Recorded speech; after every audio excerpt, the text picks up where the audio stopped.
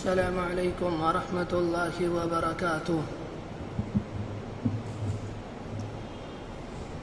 بسم اللہ الرحمن الرحیم۔ الحمد للہ وکفی وسلام علی عباده الذین اصطفی، اما بعد۔ اعوذ باللہ من الشیطان الرجیم، بسم اللہ الرحمن الرحیم۔ یا ایھا الناس ان وعد اللہ حق فلا تغرنکم الحیاۃ الدنیا ولا یغرنکم باللہ الغرور ان الشیطان لکم عدو فاتخذوه عدوا انما يدعو حزبه ليكونوا من اصحاب السعیر الذین کفروا لهم عذاب شدید لهم مغفرة ولهم أجر كريم۔ صدق الله العظيم۔ وقد قال النبي صلى الله عليه وآله وسلم: اللهم إني على سكرات الموت، أو كما قال عليه الصلاة والسلام۔ بہت ہی عزت و احترام کے مستحق میرے بزرگوں، قابل قدر دینی اور ایمانی بھائیوں، ہم اور آپ جمعے کی نماز ادا کرنے کے لیے، اس سے پہلے کچھ کہنے اور سننے کے لیے یہاں پر جمع ہوئے ہیں۔ اللہ تبارک و تعالی ہمارے بیٹھنے کو قبول فرمائے۔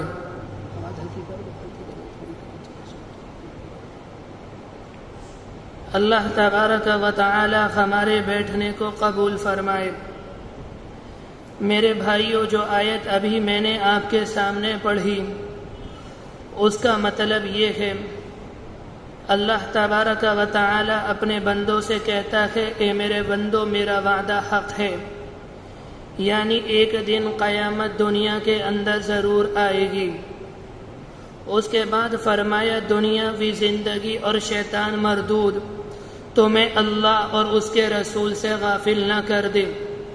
شیطان کا تو کام ہی یہ ہے، وہ لوگوں کو غافل کرتا ہے، لوگوں سے گناہ کراتا ہے، اس لیے کہ وہ شیطان انسانوں کا ازلی دشمن ہے، اور وہ لوگوں کو اپنی طرف اس لیے بلاتا ہے، گناہوں پر اس لیے آمادہ کرتا ہے، تاکہ دنیا کے اندر جتنے لوگ ہیں وہ یہ چاہتا ہے یہ سارے کے سارے لوگ جہنم کا ایندھن بن جائیں۔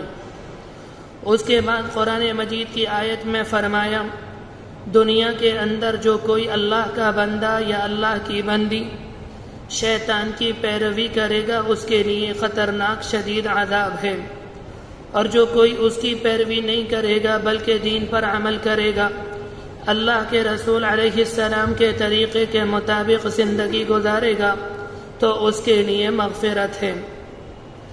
اس آیت کے اندر اللہ تبارک و تعالی اپنے بندوں کو بڑے پیار کے ساتھ، بڑے محبت کے ساتھ، بہت شفقت کے ساتھ سمجھاتا ہے، اے میرے بندو، یہ دنیا کیا ہے؟ یہ دار الغرور ہے، یہ تو دھوکے کا گھر ہے۔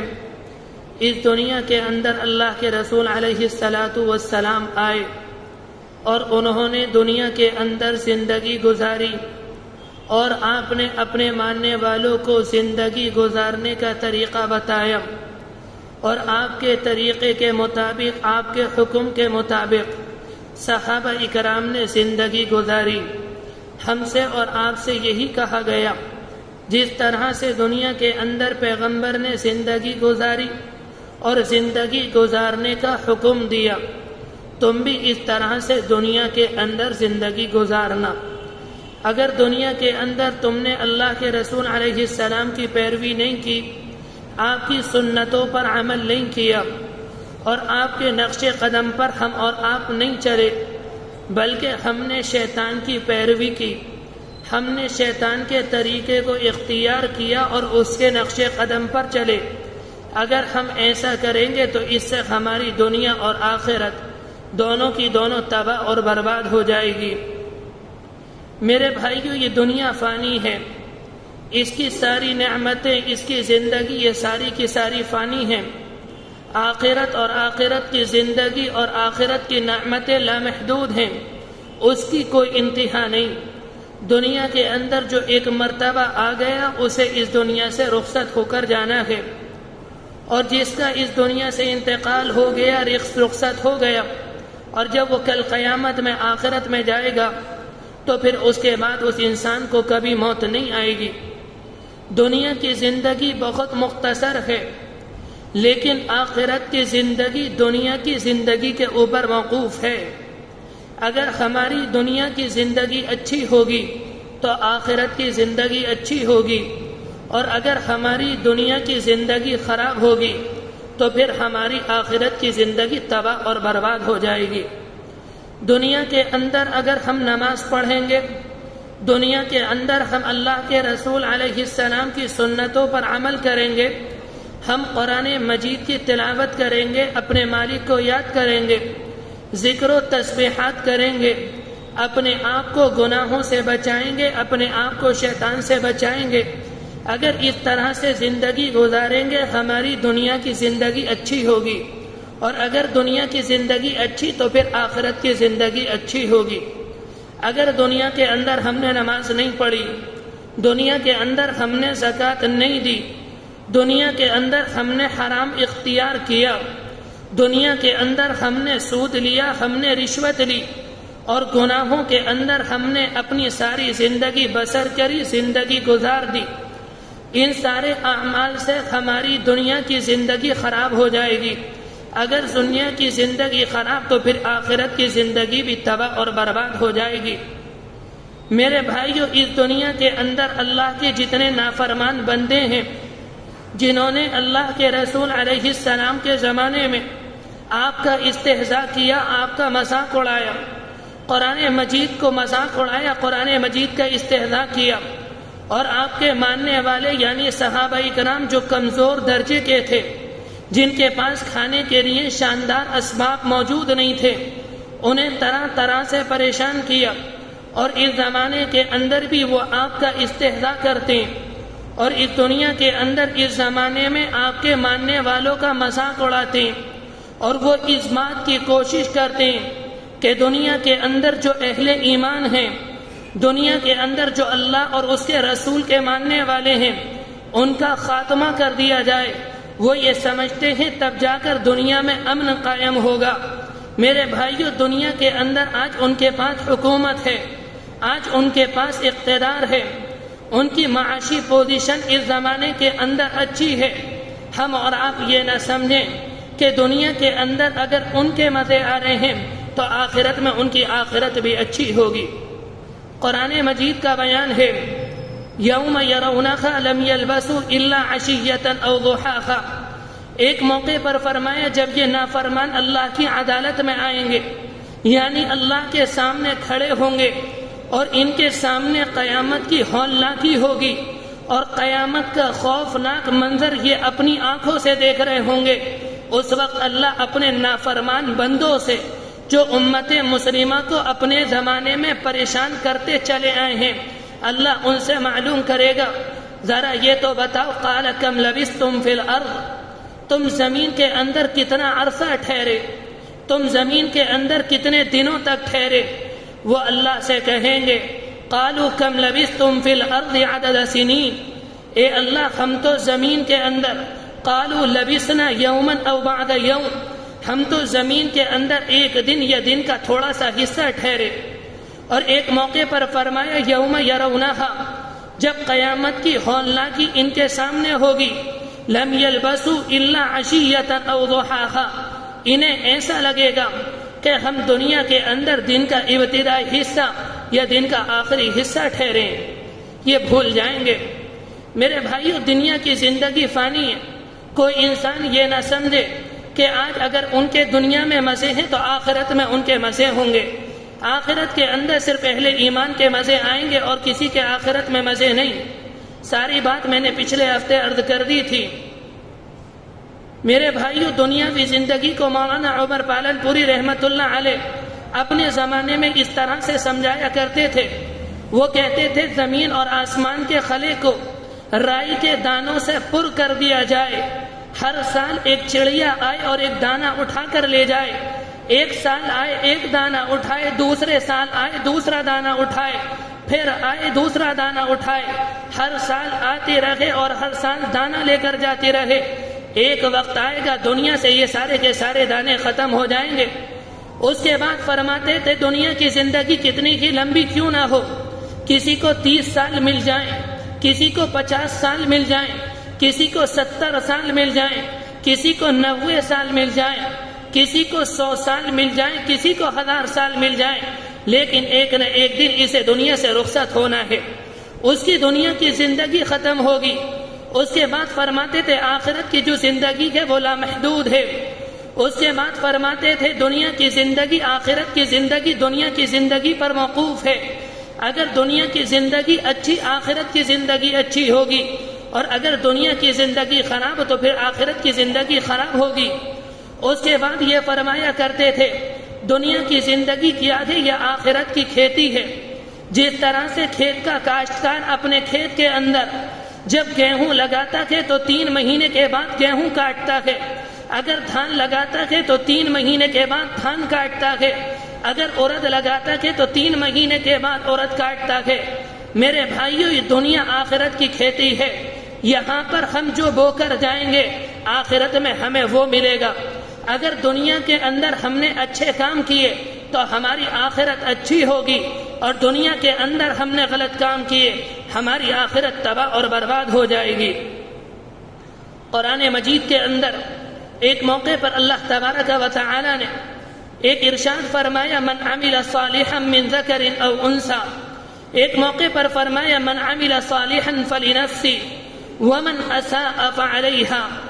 دنیا کے اندر اگر کوئی اللہ کا بندہ یا اللہ کی بندی کوئی نیک کام کرتا ہے تو وہ اللہ کے اوپر احسان نہیں کرتا۔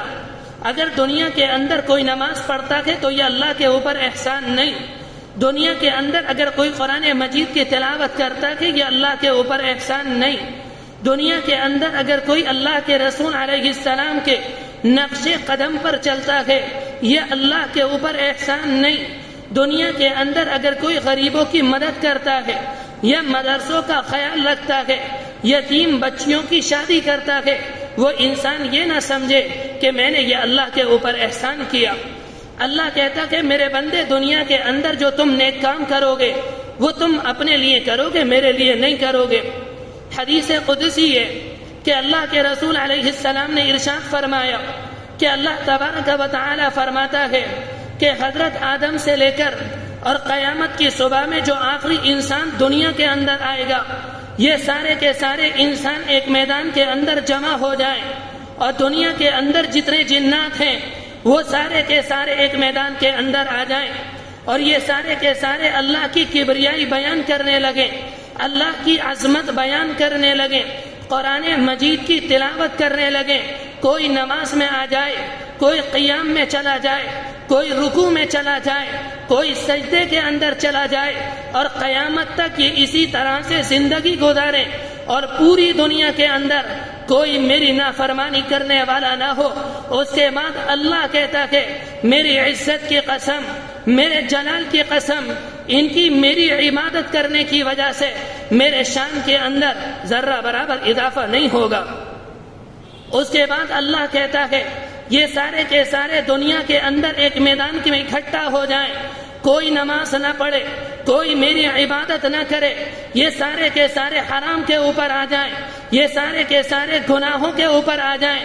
دنیا کے اندر کوئی ایک اللہ کا بندہ یا ایک کوئی جن میری عبادت کرنے والا نہ ہو تو ان کی نافرمانی کرنے کی وجہ سے اللہ کہتا ہے میری عزت کی قسم، میرے جلال کی قسم، ان کی نافرمانی کرنے کی وجہ سے میری شان میں ذرہ برابر کمی نہیں آئے گی۔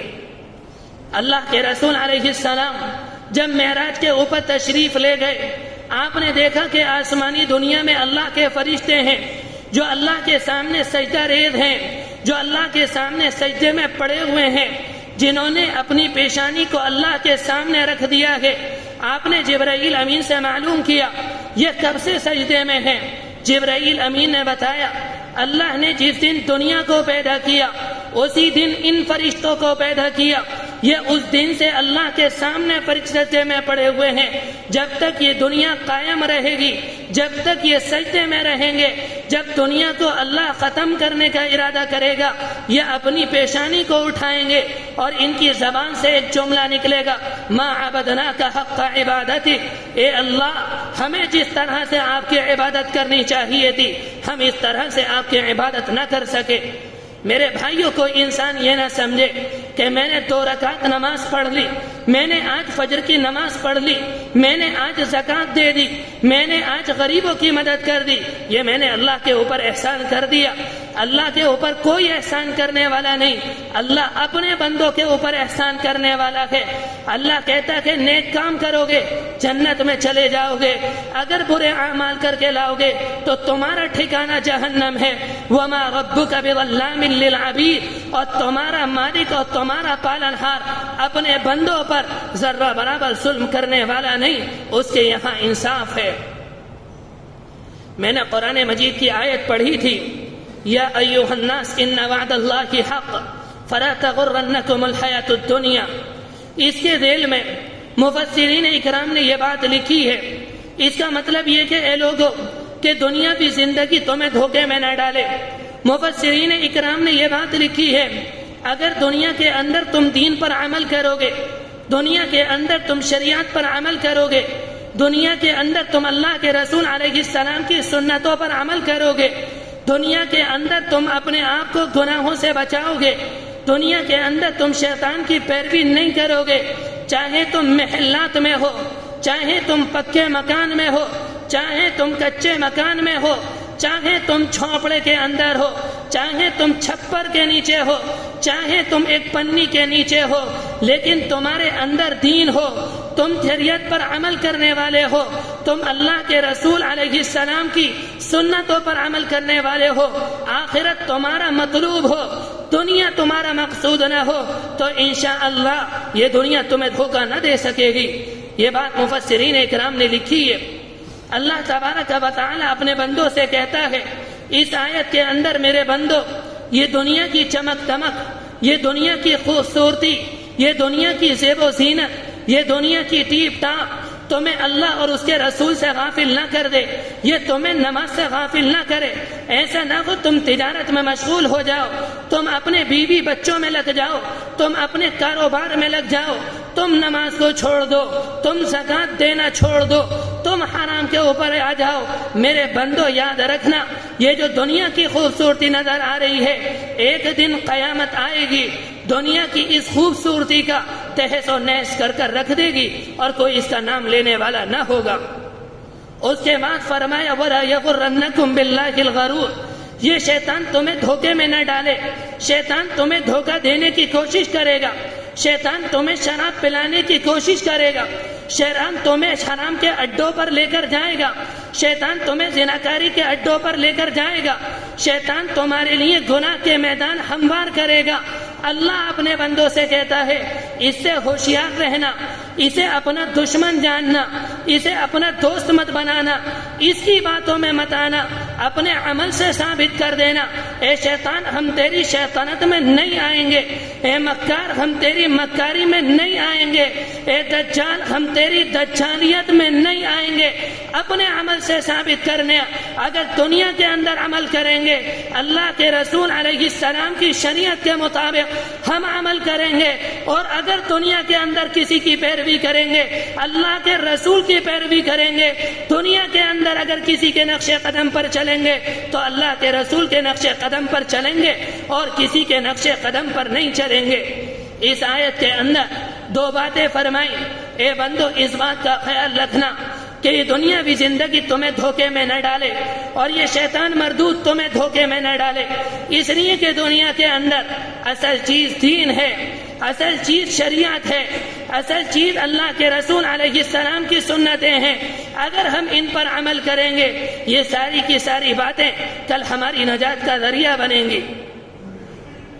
میرے بھائیوں، اللہ کے رسول علیہ السلام کی ازواج مطہرات ہماری اور آپ کی مائیں امہات المؤمنین جب مکہ مکرمہ کے اندر تھی بہت پریشانی کے ساتھ زندگی گزار رہی تھیں، کھانے پینے کی بہت زیادہ تنگی تھی، لیکن اللہ کے رسول علیہ السلام جب ہجرت کر کر مدینہ منورہ آئے اور مدینے میں آنے کے بعد بہت سے علاقے فتح ہوئے، یہودیوں کی بستی فتح ہوئی اور اسی طرح سے خیبر کا علاقہ فتح ہوا، مسلمانوں کے مال غنیمت میں مال آنا شروع ہوا اور اللہ تعالیٰ کے رسول علیہ السلام نے اس مال کو غربا مسلمانوں میں تقسیم کیا، مسلمانوں کے گھروں سے پریشانی دور ہو گئی، مسلمانوں کے گھروں میں آرام آ گیا۔ ازواج مطہرات نے یہ بات دیکھی کہ اللہ کے رسول علیہ السلام نے دوسرے لوگوں کو دیا تو ان کے گھروں میں آرام آ گیا۔ ازواج مطہرات ساری کی ساری اکٹھا ہوئیں، اللہ کے رسول علیہ السلام کے پاس آئیں اور آ کر کہا، اللہ کے رسول علیہ السلام مسلمانوں کے مال میں کشادگی ہو گئی، ہم چاہتے ہیں کہ ہمارے نان نفقے میں، ہماری روزی روٹی میں، ہمارے گھر کے اخراجات میں تھوڑا سا اضافہ کر دیا جائے۔ ازواج مطہرات کا یہ کہنا تھا۔ اللہ کے رسول علیہ السلام ناراض ہو گئے اور آپ نے قسم کھائی کہ میں ان کے پاس نہیں آؤں گا۔ اللہ کے رسول علیہ السلام بالے خانہ میں تشریف لے گئے۔ قسم کھانے کا مطلب یہ ہوتا ہے، اسے ایلا کہتے ہیں۔ قرآن مجید میں ایلا کے احکام بیان کیے گئے تفصیل سے۔ ایلا کہتے ہیں اگر کوئی انسان اس بات کی قسم کھا لے کہ 4 مہینے اپنی بیوی کے پاس نہیں جاؤں گا اور وہ 4 مہینے اپنی بیوی کے پاس نہ جائے تو طلاق پڑ جاتی ہے۔ اللہ کے رسول نے قسم کھا لی۔ اللہ کے رسول علیہ السلام بالے خانہ میں تشریف لے گئے۔ عمر رضی اللہ عنہ بیان کرتے ہیں، بخاری شریف کی روایت ہے، وہ کہتے ہیں میرا ایک پڑوسی تھا جو بڑا شریف آدمی تھا، میں نے اس سے ایک معاہدہ کیا، میں نے اس سے کہا ایک دن میں اللہ کے رسول کی خدمت میں جاؤں گا، ایک دن تم اللہ کے رسول کی خدمت میں جانا، جس دن تم اللہ کے رسول کی خدمت میں ہوگے میں اپنا کام کاج کروں گا، اور جس دن میں اللہ کے رسول کی خدمت میں ہوں تم اپنا کام کاج کرنا، جو تم دین کی باتیں سیکھو وہ مجھے بتا دینا اور جو میں دین کی باتیں سیکھوں گا میں تمہیں بتا دوں گا۔ اللہ کے رسول علیہ السلام نے قسم کھائی کہ میں اپنی بیویوں کے پاس نہیں جاؤں گا۔ منافقین نے مدینہ منورہ کے اندر یہ پروپیگنڈا عام کر دیا، یہ بات عام کر دی کہ اللہ کے رسول علیہ السلام نے نعوذ باللہ اپنی تمام بیویوں کو طلاق دے دی۔ اتفاق کے بعد عمر رضی اللہ عنہ کہتے ہیں وہ دن وہ تھا جس دن میرے دوست کی باری تھی، اس کے کانوں میں یہ بات پڑی، وہ دوڑا ہوا میرے پاس آیا اور آ کر کہنے لگا ایک بہت بڑی خبر ہے۔ میں نے معلوم کیا کیا بات ہے، کہنے لگا اللہ کے رسول علیہ السلام نے اپنی تمام بیویوں کو ایک ساتھ طلاق دے دی۔ عمر رضی اللہ عنہ پر بہت احساس ہوا۔ اس کا سب سے زیادہ اثر 2 صحابی پر تھا، صدیق اکبر اور حضرت عمر رضی اللہ عنہما پر تھا، اس لیے کہ ان کی صاحبزادیاں اللہ کے رسول علیہ السلام کے نکاح میں تھیں۔ عمر رضی اللہ عنہ کہتے ہیں میں مسجد نبوی کے اندر آیا، میں نے دیکھا کہ صحابہ اکرام دارو قطار رو رہے ہیں، صحابہ اکرام کی آنکھوں میں آنسو ہیں۔ میں نے معلوم کیا اللہ کے رسول علیہ السلام کہاں ہیں۔ ایک صحابی نے انہی سے اشارہ کیا آپ بالا خالہ کے اندر تشریف فرما ہیں۔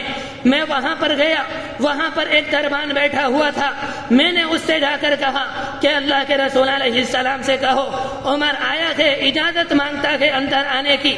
وہ اندر گئے، آپ نے کوئی جواب نہیں دیا۔ عمر رضی اللہ عنہ لوٹ کر آ گئے، تھوڑی دیر کے بعد پھر اجازت طلب کی، اجازت نہ ملی، پھر لوٹ کر آ گئے، تیسری مرتبہ پھر گئے۔ اللہ کے رسول علیہ السلام نے فرمایا عمر کو اندر آنے دو۔ حضرت عمر رضی اللہ عنہ بیان کرتے ہیں جب میں اندر بالے خانہ کے اندر گیا میں نے دیکھا ایک کونے کے اندر تھوڑی سی جو رکھی ہوئی ہے، ایک مشکیزے کے اندر پانی ہے، ایک چٹائی ہے جو کھجوروں کی تالوں سے چھالوں سے بنی ہوئی ہے، اللہ کے رسول اس پر لیٹے ہوئے ہیں، آپ کے نیچے تکیہ نہیں ہے، آپ کے نیچے چادر نہیں ہے، اور چٹائی کے نشان آپ کی کمر پر موجود ہیں اور وہ مجھے نظر آ رہے ہیں۔ میرے بھائیوں یہ کون ہیں؟ یہ سید الاولین والآخرین ہیں، یہ امام الانبیاء ہیں، یہ دونوں جہاں کے سردار ہیں، اور ان کے گھر کی کل کائنات یہ ہے، تھوڑی سی جو ہے، مشکیزے میں پانی ہے اور چٹائی پر آپ آرام فرما رہے ہیں۔ میرے بھائیوں بیچ میں رک کر ایک بات کہتا چلوں، اگر ہم اور آپ اپنے گھر کا جائزہ لیں، گھر کے ہر فرد کے پاس 5 جوڑا چپل نظر آئیں گے، ہر فرد کے پاس 10 جوڑا کپڑے نظر آئیں گے۔ سردی کے کپڑے الگ ہوتے ہیں، برسات کے کپڑے الگ ہوتے ہیں، گرمی کے کپڑے الگ ہوتے ہیں، کھانے کے لیے شاندار انتظام ہے، رہنے کے لیے شاندار مکان ہے۔ اس کے بعد کسی سے معلوم کریں بھائی آپ کا کام کاج کہتا ہے تو زبان سے شکر نہیں، انسان کی زبان پر شکوہ ہوتا ہے، کہتا ہے کیا کھانے کو مل رہا ہے، پتہ نہیں کس پریشانی میں زندگی بسر ہو رہی ہے۔ میرے بھائیوں یاد رکھنا، اللہ جب اپنے بندوں کو نعمتوں سے نوازتا ہے اور بندہ شکوے اور شکایت کرتا ہے، اپنی زبان سے ناشکری کرتا ہے، اللہ کو بندے پر غصہ آتا ہے، اللہ اس کے رزق کو بند کر دیتا ہے۔ اور جب اللہ اپنے بندوں کو نوازتا ہے، بندہ اللہ کا شکر ادا کرتا ہے، کھانا کھاتا ہے شکر ادا کرتا ہے، کپڑے پہنتا ہے شکر ادا کرتا ہے، گھر میں جاتا ہے شکر ادا کرتا ہے، اللہ بندے سے خوش ہوتا ہے اور بندوں کو اور زیادہ نعمتوں سے نوازتا ہے۔ عمر رضی اللہ عنہ کہتے ہیں میں بالغ خانہ میں گیا، میں اللہ کے رسول علیہ السلام کے پاس آیا، میں نے یہ بات معلوم کی اللہ کے رسول علیہ السلام سے، کیا آپ نے ازواج مطہرات کو طلاق دے دی؟ آپ نے فرمایا میں نے طلاق نہیں دی۔ عمر رضی اللہ عنہ کہتے ہیں میں نے دیکھا کہ آپ کا سر چٹائی پر تھا، میں نے آپ کے سر کو اٹھایا اور اپنی ران پر رکھ لیا، اس کے بعد میں نے آپ کو تسلی دی، میں نے آپ کے غم کو ہلکا کیا، پھر اس کے بعد میں نے آپ سے ایک بات کہی، اللہ کے رسول آپ کائنات کے بادشاہ ہیں، آپ ساری دنیا کے بادشاہ ہیں، آپ دنیا اور آخرت کے بادشاہ ہیں، آپ کا حال ہی ہے، میں دنیا کے بادشاہ کو دیکھتا ہوں وہ کہتے شان و شوکت کے ساتھ رہ رہے ہیں، ان کے پاس محلات ہیں، ان کے پاس کھانے کا انتظام ہے، ان کی خدمت کرنے کے لیے خادم موجود ہیں۔ یہ بات اللہ کے رسول علیہ السلام سے کہی، آپ اٹھ کر بیٹھ گئے اور آپ نے یہ بات کہی عمر یہ وہ لوگ ہیں جنہیں اللہ نے دنیاوی زندگی میں سب کچھ دے دیا، انہیں محلات دے دیے، انہیں باغات دے دیے، ان کے لیے کھانے پینے کا انتظام ہے، مگر یاد رکھنا آخرت میں ان کے حصے کچھ نہیں آئے گا۔ ایک مہینے کے بعد قرآن مجید کی آیت آئی یا ایھا النبی قل لازواجک ان کنتن تردن الحیاۃ الدنیا وزینتها فتعالین امتعکن واسرحکن سراحا جمیلا۔ جب یہ آیت آئی اللہ کے رسول علیہ السلام سب سے پہلے حضرت عائشہ کے پاس آئے اور آ کر کہا میں تم سے ایک بات کہوں گا، جواب میں جلدی مت کرنا، پہلے اپنے والدین سے مشورہ کر لینا، اس کے بعد جواب دینا۔ اللہ کے رسول علیہ السلام نے آیت پڑھی، آیت کا مطلب یہ ہے اے پیغمبر اپنی بیویوں سے کہہ دیجئے اگر یہ دنیا کی زیب و زینت چاہتی ہیں تو یہ آپ کے پاس آئیں، آپ انہیں دنیا کی زیب و زینت دے دیجئے اور انہیں خوبصورتی کے ساتھ رخصت کر دیجئے، یعنی انہیں طلاق دے دیجئے۔ اس کے بعد فرمایا اگر یہ اللہ اور اس کے رسول کو چاہتی ہیں اور یہ آخرت کو چاہتی ہیں، آخرت کے لیے ان کے لیے بہت بڑا اجر ہے۔ آپ نے یہ بات کہی، حضرت عائشہ رضی اللہ عنہ نے یہ بات کہی مجھے نان نفقہ نہیں چاہیے، مجھے اخراجات میں زیادتی نہیں چاہیے، مجھے اللہ اور اس کا رسول چاہیے۔ آپ نے یہ بات آپ اس لیے ناراض ہوئے، آپ یہ چاہتے تھے کہ میری ازواج مطہرات کے دل میں دنیا کی محبت نہ آئے، ان کے دل میں میری محبت ہونی چاہیے، ان کے دل میں آخرت کی محبت ہونی چاہیے، ان کے دل میں قرآن مجید کی محبت ہونی چاہیے۔ میرے بھائیوں وقت کم ہے، اپنی بات کو آگے بڑھاتا ہوا جلدی سے بات پوری کروں۔ ایک موقع پر قرآن مجید کی آیت آئی افمن شرح اللہ صدرہ، اللہ جب اپنے بندوں کے دل کو کھول دیتا ہے وہ اپنے مالک کی طرف سے نور پر ہوتے ہیں۔ ایک صحابی اللہ کے رسول سے پاس آئے اور معلوم کیا اللہ کے رسول شرح صدر کا مطلب کیا ہے۔ آپ نے 3 باتیں فرمائی، آپ نے فرمایا شرح صدر کا مطلب یہ ہے جب تمہارے دل کے اندر شرح صدر آئے گا تمہارے لیے دین پر عمل کرنا آسان ہوگا۔ انہوں نے معلوم کیا اللہ کے رسول علیہ السلام شرح صدر کی علامتیں بتا دیجئے۔ آپ نے 3 علامتیں فرمائی۔ آپ نے فرمایا تھا الانابۃ الی دار الخلود، ہمیشہ آخرت کو یاد رکھنا، والتجافی عن دار الغرور، دنیا کے دھوکے میں نہ آنا۔ اس کے بعد فرمایا تھا التأہب للموت قبل نزول، موت کے آنے سے پہلے موت کی تیاری کرنا۔ علماء نے لکھا ہے دنیا کیا ہے؟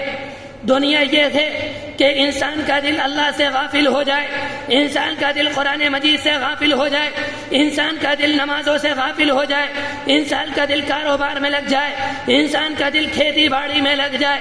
علماء کہتے ہیں وہ دنیا میں اتنا مشغول ہو جائے، وہ نماز سے غافل ہو جائے، وہ زکوٰۃ سے غافل ہو جائے، وہ حلال سے غافل ہو جائے، یہ ساری کی ساری باتیں دنیا کہلاتی ہیں۔